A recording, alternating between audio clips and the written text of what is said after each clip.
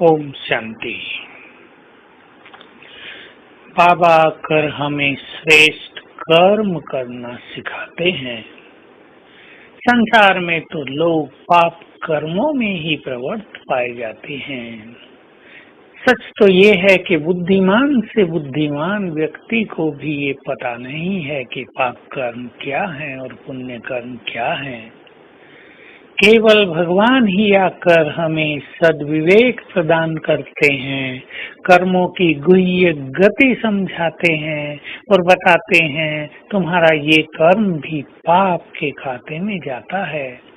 कुछ कर्म डायरेक्टली पाप हैं और कुछ कर्मों से हमारी सूक्ष्म शक्तियां नष्ट होती हैं, उन्हें भी सूक्ष्म विकर्म ही कहा जाता है।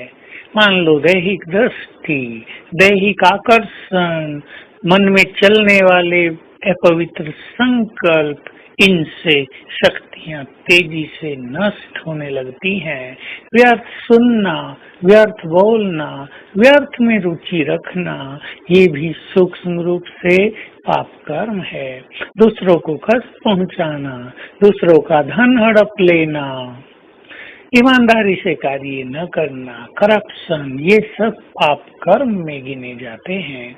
हम पुण्यात्माएं हैं, हमें याद रखना है 2 युग तक तो हम बहुत पुण्यात्मा रहे।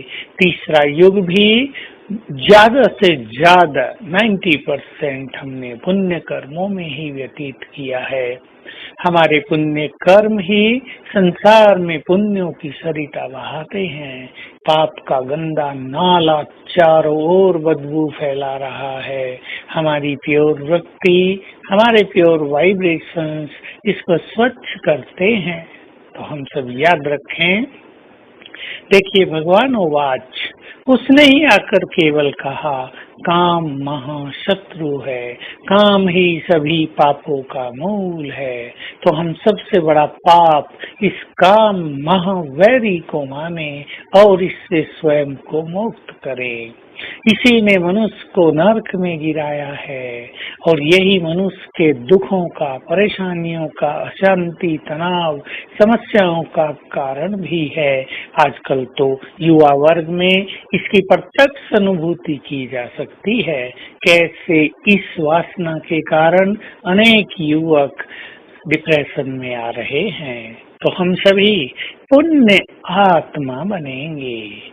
हमारे पुण्य कर्म सचमुच इस सृष्टि को बहुत बड़ा बल देते हैं, क्योंकि हम सब तो हैं पूर्वज।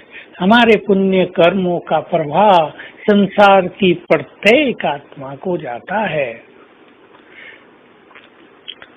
यदि हम और सूक्ष्मता में चलें तो हमें अपने कर्मों को दिव्य कर्म बनाना है, निष्काम भाव से कर्म करना है। हमें निष्काम कर्म योगी बनना है। जब तक हम निष्काम कर्म नहीं करेंगे, करना नहीं सीखेंगे, तब तक हम कर्म योगी भी नहीं बन पाएंगे और तब तक सारे कर्म आत्मा को बांधते ही रहेंगे। जब हम निष्काम कर्म करते हैं तो कर्म हमें बंधन नहीं डालते। हम देख लें किसी भी कर्म करने के पीछे हमारा इंटेंशन क्या है।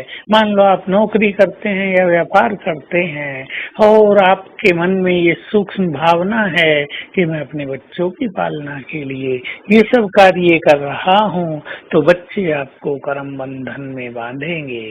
लेकिन यदि आपको ये भावना है कि मेरा ये सब कर्म प्रभु अर्थ है, बच्चे उसने दिए हैं, उसके दिए हुए धन से मैं इन बच्चों की पालना करता हूँ, करती हूँ, तो कोई भी कर्म आपको बांधेगा नहीं। हमें दिव्य कर्मों की ओर भी चलना है।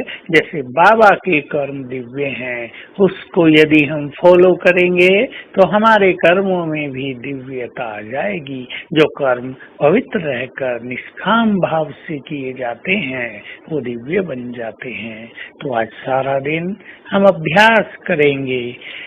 मैं परम पवित्र आत्मा हूँ, पवित्रता का सूर्य हूँ, पुण्य आत्मा हूँ। मेरे पुण्य कर्मों का बल सारे संसार को मिल रहा है और ऊपर से बाबा की पवित्र किरणें मुझ में समा रही हैं। ओम शांति।